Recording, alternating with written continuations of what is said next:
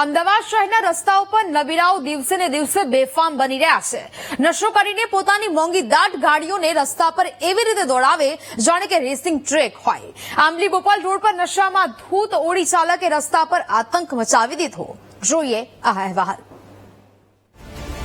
અમદાવાદના રસ્તાઓ પર નબીરા બેફામ।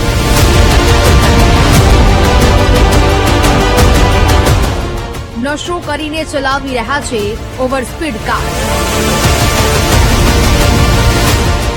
વધુ એક નબીરાએ બોપલ આંબલીમાં કર્યું કારસ્તાન। 5 થી 7 વાહનોને નશાની હાલતમાં લીધા અડફેટે।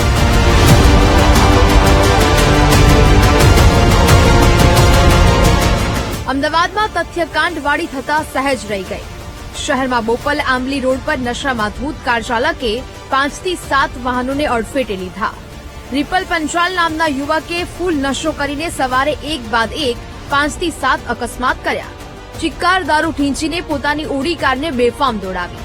અકસ્માત બાદ ઓડી કાર રેલિંગ સાથે અથડાતા ઉભી રહી ગઈ, પરંતુ આ નરાધમ અકસ્માત બાદ પણ પોતાની કારમાં બેસીને આરામથી સિગરેટના દમ મારી રહ્યો હતો। નશો એટલો કરેલો હતો કે કાર કઈ હાલતમાં છે તેનું પણ તેને ભાન ન હતું।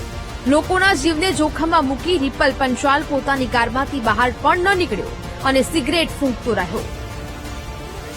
આરોપી પોતાની ઓડી કાર લઈને ઇસ્કોન બ્રિજથી આંબલી તરફ જઈ રહ્યો હતો, ત્યારે સૌપ્રથમ તેને રસ્તામાં હેરિયર કારને ટક્કર મારી। ત્યારબાદ આગળ જઈ રહેલા ટેમ્પોને ટક્કર મારતા ટેમ્પો અન્ય એક કાર સાથે અથડાયો હતો। તેનાથી આગળ ઓડી કારના ચાલકે ટાટા મોટર્સના શોરૂમ પાસે એક નેક્સન કારને ટક્કર મારી ડિવાઈડર સાથે ટકરાતા કાર ઉભી રહી ગઈ। પોલીસની પ્રાથમિક તપાસમાં આરોપીએ નશો કર્યો હોવાનું અનુમાન છે। પોલીસનું કહેવું છે કે આરોપી ઇસ્કોનથી બોપલ આંબલી તરફ આવી રહ્યો હતો, તેથી સ્પીડ વધારે જ હશે। તેથી કારની સ્પીડ અંગે પણ એફએસએલ તપાસ કરાશે। જે વાહનોને ટક્કર મારી છે તેમને વીમા સહિતનો લાભ મળી રહે તે માટે પણ કાર્યવાહી કરીશું। આરોપીની કારને પોલીસ સ્ટેશન લઈ જઈને એફએસએલ તપાસ કરાશે। ઇસ્કોન બાજુથી સવારે 9:30 આ ઓડી કારનો જે ડ્રાઈવર હતો એ લઈને પોતાની ઓડી આવતો હતો। હજી તો એની માલિકીની છે કે નહીં એ પણ ચેક કરવાનું છે, પણ એ પોતે નશો કરેલો હોય પહેલી નજરે તો એવું લાગતું હતું। એનો પણ આપણે ટેસ્ટ કરાવવાના છીએ। અને આ જે ગાડી ઇસ્કોન તરફથી આંબલી તરફ જઈ રહી હતી એટલે કદાચ મને એવું લાગે છે કે સ્પીડ વધારે હશે। જે સ્પીડ માટે અમે ગાડીની અંદર જે સ્પીડ લિમિટ છે એ પણ જોઈશું, એફએસએલને પણ બતાવીશું। એની અંદર ચીપ આવે છે એના દ્વારા અમે ગાડીની કંપની જે છે એને પણ મોકલીશું। સીસીટીવી કેમેરામાં જો સ્પીડ આવતી હશે તો એ પણ અમે એફએસએલ દ્વારા કઢાવીશું। અકસ્માત કરનારો રિપલ પંચાલ નશેડી હોવાનું સામે આવ્યું છે, કારણ કે 2 મહિના અગાઉ પણ અમદાવાદ શહેરમાં તેની સામે ડ્રિંક એન્ડ ડ્રાઈવનો ગુનો નોંધાયો હતો।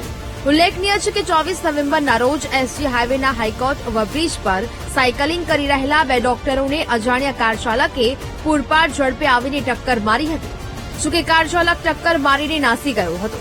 છેલ્લા કેટલાક સમયમાં બનેલી ઘટનાઓ પરથી પોલીસની કામગીરી સામે સવાલો ઉભા થઈ રહ્યા છે કે શું પોલીસ આરોપીઓમાં કડક છાપ ઉભી કરવામાં નિષ્ફળ નીવડી છે? Bureau report, VTV news. અમદાવાદમાં નબીરાઓ નશો કરીને લોકોના જીવ જોખમમાં મૂક્યા હોય તેવી આ પ્રથમ ઘટના નથી। ભૂતકાળમાં પણ કેટલાય નિર્દોષ લોકો નબીરાઓની મજાનો ભોગ બની ચૂક્યા છે। એ પછી તથ્ય પટેલ હોય કે રિપલ પંચાલ, દરેકની એક જ આદત નશો કરીને બેફામ કાર ચલાવવી। રિપલે ચિકાર નશો કરીને બેફામ ઓડી ચલાવી અને કેટલાય લોકોને અડફેટે લીધા। વારંવાર નબીરાઓ લોકોના જીવ સાથે રમત રમે છે, છતાં પોલીસ કોઈ નક્કર કાર્યવાહી નથી કરતી। આવા નરાધમો સામે જ્યાં સુધી દાખલારૂપ કાર્યવાહી નહીં થાય ત્યાં સુધી નબીરાઓ સુધરવાના જ નથી। રિપલ પંચાલે તો નશાની હદ વટાવી નાખી।